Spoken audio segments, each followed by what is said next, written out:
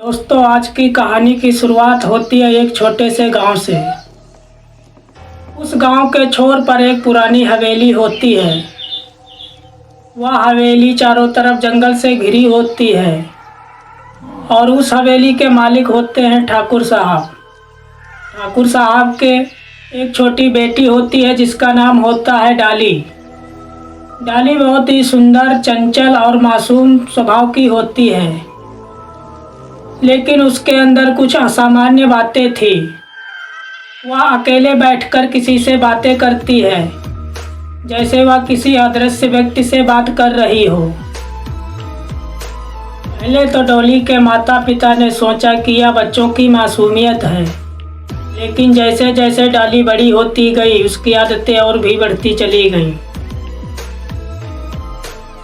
एक दिन डॉली के कमरे से किसी के रोने की आवाज़ राधिका देवी को सुनाई देती है, जो डॉली की माँ होती हैं। जब वह उसके कमरे में जाती हैं तो देखती हैं डॉली एक पुरानी डोली के करीब बैठी हुई है और उसके चेहरे पर एक अजीब सी मुस्कुराहट है।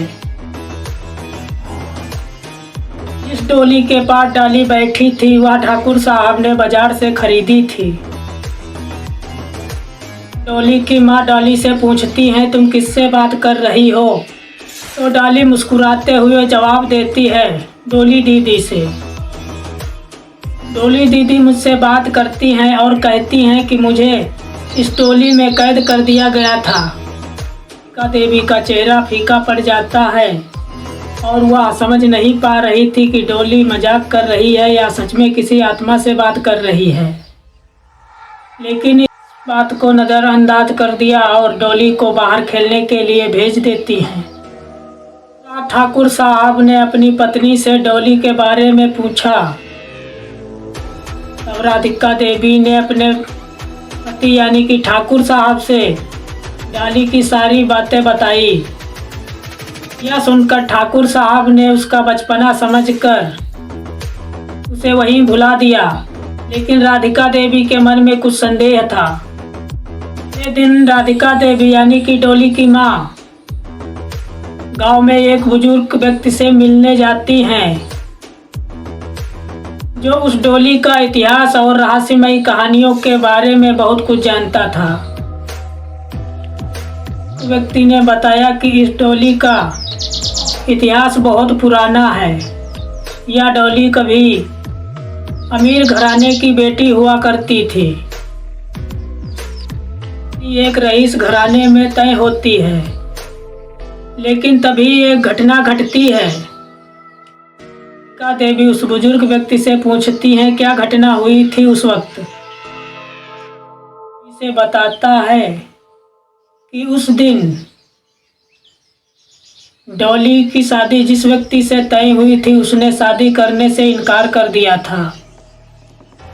डॉली इस सदमे को सहन नहीं कर पाई थी, इसलिए डॉली ने उसी डॉली में आग लगाकर आत्महत्या कर ली थी।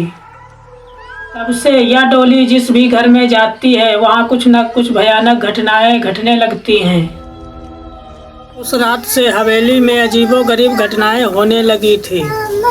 दरवाजे अपने आप खुलने और बंद होने लगे थे। हवेली में अजीब सी सिसकियों की आवाज़ें गूंजने लगी।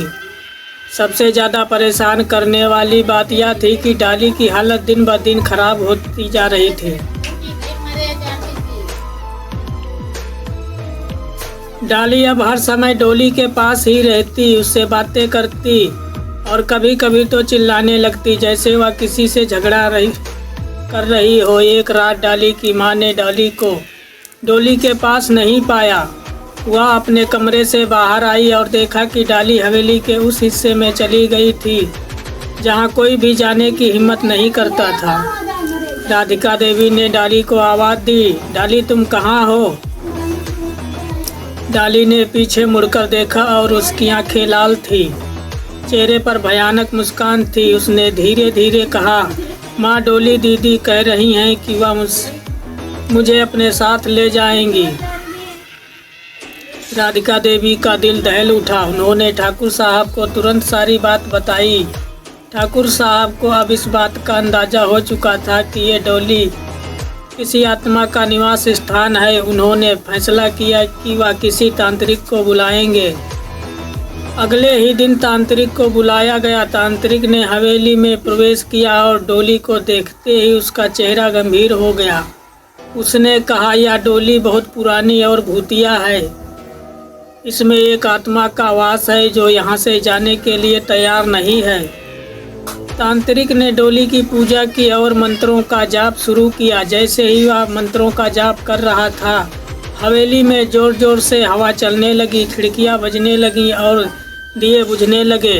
डोली के अंदर से किसी औरत के तेज चिल्लाने की आवाज़ें आने लगीं। तांत्रिक ने कहा, यह आत्मा बहुत ताकतवर है। इसे शांत करने के लिए हमें इसका अंतिम संस्कार करना होगा। अगले दिन ठाकुर साहब ने गांव के सारे लोगों को बुलाया और उस डोली का अंतिम संस्कार करने का निर्णय लिया। डोली को गांव के शमशान घाट ले जाया गया। तांत्रिक ने विधिपूर्वक पूजा की और डोली को आग के हवाले कर दिया। जैसे ही डोली जलने लगी, एक जोरदार चीख सुनाई दी, जैसे कोई दर्द से कराह रहा हो। डोली जो वहाँ खड़ी थी अचानक बेहोश हो गई। सब लोग डर के कांपने लगे। तांत्रिक ने कहा, अब आत्मा मुक्त हो गई है। डोली धीरे धीरे ठीक होने लगी। हवेली में भी अब अजीब घटनाएं होना बंद हो गई, लेकिन डोली के चेहरे पर एक अजीब सी उदासी थी। उसने अपनी माँ से कहा, माँ, डोली दीदी अब चली गई, लेकिन वह कह रही थी कि वह एक दिन वापस आएंगी।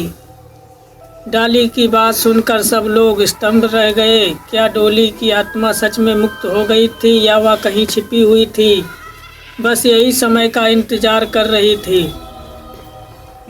गांव के लोग आज भी उस डोली को नहीं भूल पाए हैं। वे कहते हैं कि जब भी हवेली के पास से गुजरते हैं तो उन्हें एक औरत की सिसकियों की आवाज़ सुनाई देती है, जो शायद अब भी अपने न्याय की तलाश में भटक रही है। कहानी का अंत हो चुका था, लेकिन डोली की आत्मा की दास्तान आज भी हवेली के चारों ओर गूंजती है, जैसे वह कह रही हो, मैं वापस आऊँगी, मैं वापस आऊँगी, मैं वापस आऊँगी।